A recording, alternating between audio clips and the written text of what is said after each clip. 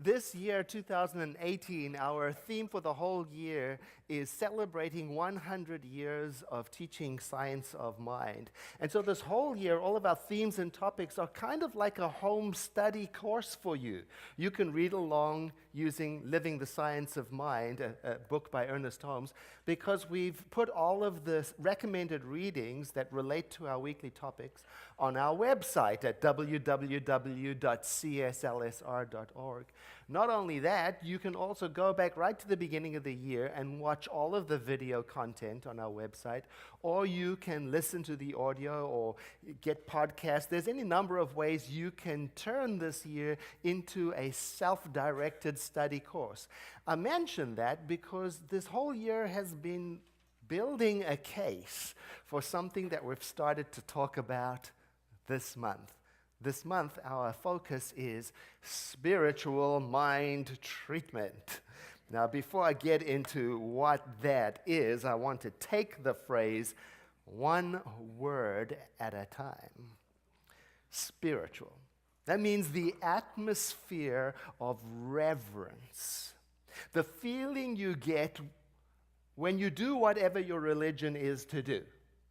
So if your religion is going to Mass, or if your religion is sitting in nature and contemplating oneness, or if your religion is whatever it is you do that leads you to a connected feeling with the truth of all being, that atmosphere of reverence, that feeling is what we call spiritual.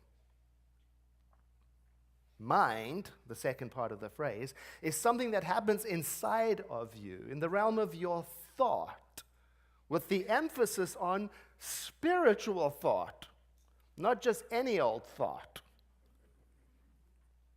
Your highest thought, the thought atmosphere that comes from your practice. And then treatment, the third word. Well, how you treat something means how you handle it, how you deal with it.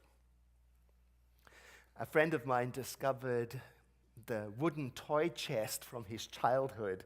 It had been stored in the attic or the barn or somewhere, and it had become all covered over with grime, and then the dust set into the grime. But he was so excited about it, you know.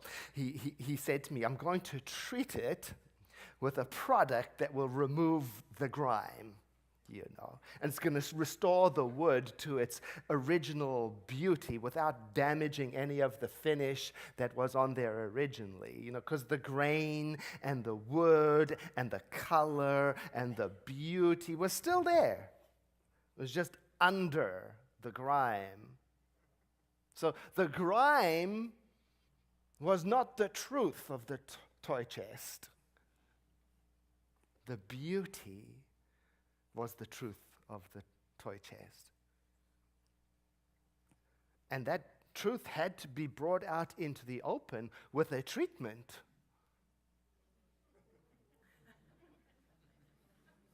And after he treated it, it came to life again as if it were born again. That's what treatment means. You're going to deal with something using a specific method to get to a specific result.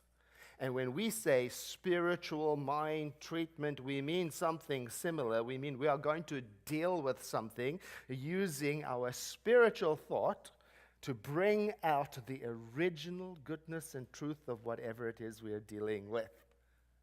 So I can treat my career to bring out the truth of the infinite possibilities that exist. I can treat my health to bring out the radiant energy that is available to me no matter what age or condition I'm in. I can treat my business to reveal the original plan of integrity and success. I can treat my family to bring out into the open the harmony and connection and love that is the foundation of that family. Treatment is about the revealing of the God truth, the God idea about a situation or thing in my own thinking. Spiritual mind treatment is the closest thing that we have to prayer in our teaching. So we sometimes even call it affirmative prayer. And it has got some significant differences. Personally, I find it useful to review what something is not as a way of clarifying what it is. So I've been doing that with spiritual mind treatment. According to my thinking, spiritual mind treatment is not manipulating people or events for some personally desired change.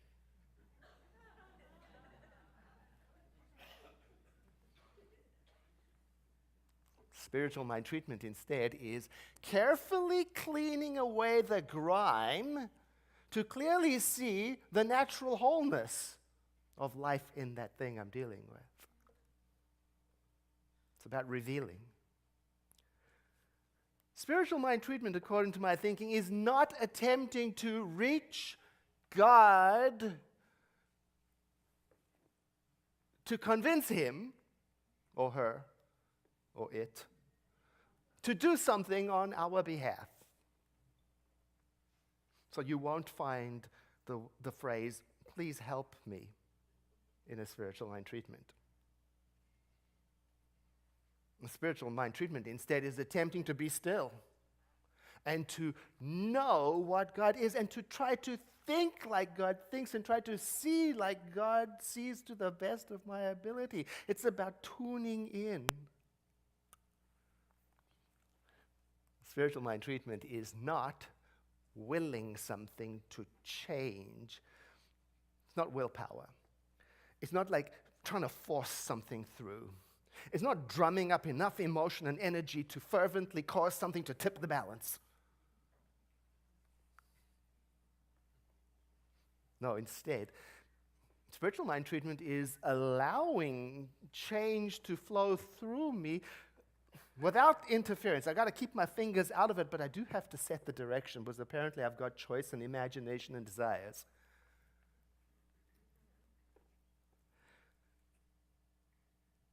It's so quiet in here. It's all right. Spiritual mind treatment is not denying that sickness and suffering and pain exist and avoiding dealing with them. No, remember that the word treat means to deal with. Instead, it's affirming that there is an inherent wholeness behind every person, every situation, everything, and focusing on that while we are dealing with life. Spiritual mind treatment, according to my thinking, is not influencing God to have a change of mind. So there's no bargaining in treatment. You know, if you do this, I'll do that. If you take care of this, I'll never do that again. There's no begging in spiritual mind treatment. Please listen. Listen to me. Seriously now. I mean this sincerely, I'm asking. There's none of that in treatment. You see, it's a different thing. Treatment, if there's influence, it's influencing myself to have a change of mind. Change from what to what? Change from seeing the grime as the only reality to seeing the God idea underneath the grime. And to letting the energy of that vision flow through me to guide me into what to do, how to think, what to choose. In Living the Science of Mind, in the essay assigned for today, Dr. Holmes talks about it beautifully. He says it this way: perfection is already accomplished. It was, and it is, and it will remain. In other words, there's this perfect idea, like a blueprint, you could say, behind or sustaining everything, the perfect idea. Call it the God truth, if you like, or if you don't like that word, call it the spiritual reality, or if you don't like that, call it the highest ideal or the highest truth. But anyway, you think about it, you've got the dust and the grime that accumulates on the journey, and underneath it that remains untouched all the time is this God truth. So there's a God truth about your body. There's a God truth about your relationships. There's a God truth about your school. There's a God truth about our nation. And he writes that the more completely we think about and tune into and feel the God idea, the better our spiritual mind treatment will be. Now remember the wooden toy chest. My friend did not create its original beauty. That was already accomplished. That was already a fact. It was just hidden from view. You know, when I first saw that chest that he showed me so proudly, I was not impressed. I thought it was filthy. I didn't think much of it, and I did not inspire to do anything with it, because what my physical eyes were reporting to me filled me with hopelessness. Do you see what I'm talking about? Yeah? But he wasn't looking at the dirt.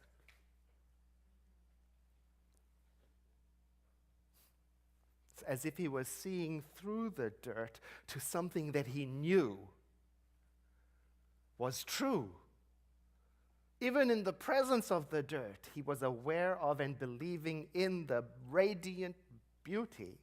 Now, you know, all of last month, we learned together about how what I look at, what I concentrate on, what I become obsessed with, what I dwell in, it creates a kind of filter through which I experience all of life, and it's going to inform my decisions, my hope, my thinking.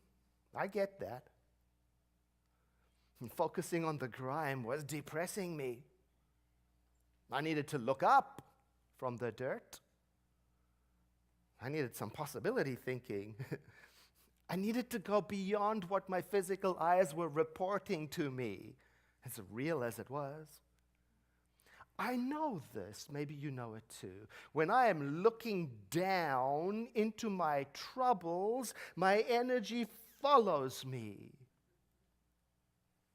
Oh, when I look up from my troubles to the bigger picture, when I look up and ask myself, what else is also simultaneously true of this situation? When I look up and I remember, oh, the former radiance, then my energy follows me up. Spiritual mind treatment is mentally looking up from the problem to the God truth. We had an experience of this yesterday. We had a community forum. We have that about every year. It's where we invite anyone who wants to come. You could have come if you were available. We have a forum where people just sit together and have a frank discussion about what is going on with the center. And so we began the discussion by me asking the question, what is the good news of the center, according to you? Oh, we started to talk. People mentioned how proud they were of the member assistance program, that fund we created to help families who were struggling after the fires, and how we had received nearly $100,000 of donations from centers all over our nation. Yeah, it was beautiful. And we talked about all of the free stuff here, the meditations, the groups, the support groups, and the opportunities to get involved. Oh, we talked about volunteerism, how strong it is and what a blessing it is, both for the people who give their time and for the ones who receive the benefit of that service. We talked about the amazing free 1-hour class, Wednesday Night Wisdom, that's been going all year and how amazing that feels, open to everyone. We talked about how it is that more people are attending services this year compared to last year. We talked about the music programs. Oh my goodness. We talked about how we gave away nearly 100 prayer practitioner, spiritual coaching sessions paid for by the center to people who were struggling emotionally after the fires. We talked about our radio outreach and how wonderful it is that you can tune into the radio if you can't make it to service, or you can even stream it from anywhere in the country, or get video, and the amazing video team. We talked about that, how they're just flying, how they're putting that video online almost on the same day, and we talked about our non-profit partner program. Oh, how that creates this connection, heart to a larger community You could just feel the room as we talked about this. We were almost levitating, yeah? Because that's the result of appreciation. It lifts you up. I mean, the word appreciation means that, to raise in value. And we were doing exactly that. Oh, and it's so easy to bless something when you're in that frame of mind. Oh, it's so easy to dream of possibilities when you're in that frame of mind. It's so easy to see the God idea when you're in that frame of mind. And then I asked the people a different question. I asked, what else do you think is going on for the center? You know, the stuff that doesn't fit into the category of good news? Oh, we started to talk. Can you feel the room right now? Oh, we talked about how just like everywhere in this county, you know, where nonprofit giving is trending down, giving at the center is trending down. We talked about how just like everywhere in our county, expenses are trending up. The same is happening at the center. Expenses are trending up. Healthcare costs, unexpected facility maintenance. On it goes. We talked about how the fires had an impact on our families and in our community, and how that has rolled over into impacting our center, because families are moving away and our population is decreasing in our county. And we talked specifically about the reality that we have fewer people committing to financially supporting the center on a regular, dependable, weekly way in comparison to last year. We talked about Stepping Stones Bookstore, which is trending downwards as well, because the reality is people find it easier to shop online with any one of the larger online booksellers because it's easier and cheaper. And you could feel the energy of the room shifting, tightening, contracting, and rotating downward. And then we shifted into fixing it. Because, you know, problems, the energy of problems demand solutions. And so we started to brainstorm how to fix it using our thinking. And we talked about how we need to understand the cause behind these trends. We talked about maybe we should remind people to get their Oliver community card so when they shop there that they will get a money sent to the center. And then we started to talk about how maybe what we should do is find a way to more effectively talk about our own experience of how valuable the center is to us when we're talking to our friends. Maybe we should share our enthusiasm, and maybe we should talk about all the way that the center touches lives and what the center offers, and all of that is good and true. And what we noticed was that we had departed from the previous state of high-mindedness. We had left the higher realm of rejoicing, and we were traveling down to earth. Well, look, dealing with problems is a good thing. It's appropriate. Now, what I'm going to say now is very important. It's a question I ask myself, and I invite you to ask yourself, and it has everything to do with spiritual mind treatment. This is the question I ask myself. Do you want to deal with your problems? Do you want to treat your problems from the highest mind of rejoicing, or from the lowest level of struggle? If we were to treat our Center for Spiritual Living, if we were to give a spiritual mind treatment for the Center for Spiritual Living to reveal its prosperity and well-being, we must be in our right minds, in the mind of gratitude and rejoicing and appreciation. Of course, we've got to look at the grime. on the toy chest. Of course, we must see things rightly for what they are, while at the same time lifting up our chin and our vision to the God idea and to believe in its radiance, even though it might be hidden at the moment, and to call that perfection into our consciousness and to know that it exists and to have confidence into it and to let that high-mindedness reveal the pathway of our actions and decisions, the ones that lead to our thriving. Now, whether we do that for the Center for Spiritual Living, or we do it for ourselves, or we do it for our nation, our job is not to create perfection. Our job is not to beg for perfection. Our job is not to bargain for perfection, but to reveal it in our own thinking, to be changed from within out.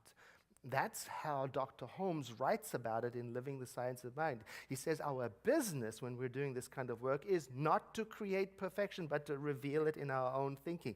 That's spiritual mind treatment. And don't you know, it takes time. In fact, we just finished a class, The Basic Ideas of Science of Mind. We talked about what is the first step in spiritual mind treatment. And it might be surprising to you what it is. The first step is not to do something. Rather, it is to do nothing. To relax. To let it all go. To let go of doing. To relax. To let go even of the problem. To relax. To let go of the planning mind. To relax. To let go and to let go and to let go. You know, the body goes first, relaxes, and then the mind follows and the thoughts settle down. Because you can't take the problem into the treatment. You got to let it all go. And then when you are quite peaceful, and not a moment before, that's when you are ready to start thinking about ultimate reality or God or divinity or whatever you want to call it in your own terms. Why do you want to think about that? Because that's the starting point. You want to come back into touch with the spiritual reality of your being by saying things to yourself like, there is only one infinite presence, undivided, pure, unopposed, whatever words are relevant to you. And when you've done that, and you've got that, and you feel the warmth and clarity of it to the best of your ability, that's when you are ready to start saying things to yourself that identify you with this ultimate reality. And if you don't know exactly what to say right away, there are all sorts of examples, like in Living the Science of Mind, page 285, beautiful examples that you can use while you're training yourself. Like you could say to yourself, everything that I do or say or think is governed by divine intelligence and inspired by divine wisdom. And then you can apply it to the center, if you like. Everything that the center does is governed by divine intelligence and inspired by divine wisdom. You could say it for yourself. I am guided into right action. The center is guided into right action. My family is guided into right action. My nation is guided into right action. I am surrounded by love and beauty and enthusiasm, joy and vitality is the truth of my being. It's in my imagine and I'm aware of it, and it is in all of my partnerships. Do you see, there's no begging in it. They're statements of truth. And then after a while, and the examples go on and on, after a while, when you're done, you sit for a moment and you fully expect the grime to dissolve. You fully expect that when you move into the world, things will be clearer. You fully expect your spiritual mind treatment to demonstrate. That's what we call it. When it successfully clears away the grime, it demonstrated. You fully expect a shift in your own consciousness and in your own relationship to life. And then next week, what we deal with is what happens when your intellect starts arguing with you, right? Yeah, you're doing all this high-minded thinking. Your mind's going, right? What do you do then, right? Well, you have to come back next week for that. But for now, I invite you to breathe in and exhale as we turn within, letting go of everything for a moment, letting thoughts rest where they may, paying no attention to their arguing if they are, because sometimes they will. And to let the silence that is always present, like the peace that is always present, like the goodness that is always present, letting that come into clear focus. I recognize it. The creative mind of this universe, the perfect power that is present through all things, and I identify myself with it. And I identify it as the truth of everyone hearing these words. And through this identification, then, I realize that my life is an expression of this peace, and that from within me it guides me and sustains me and it tunes me into an infinite flow of circulation and abundance. And this I know to be the truth for the Center for Spiritual Living and its people. Now I call that forward into my consciousness, and it is so bright a realization that it has the effect of banishing from me all the dust and grime of the journey, the shadows of darkness. And I feel like my mind is restored to its former radiance, and I fully expect this treatment to demonstrate as an increase in personal and organizational self-expression, harmony, and abundance. For the good not only of the Center for Spiritual Living and the county of Sonoma and this country, but for all life, all beings, for the good of all. So I rejoice in this shift in awareness, this consciousness shift that is taking place in me by means of this spiritual mind treatment. I rejoice that spiritual laws do all the heavy lifting. It's not up to me. And I let it be. I release this word, and together we say, and so it is.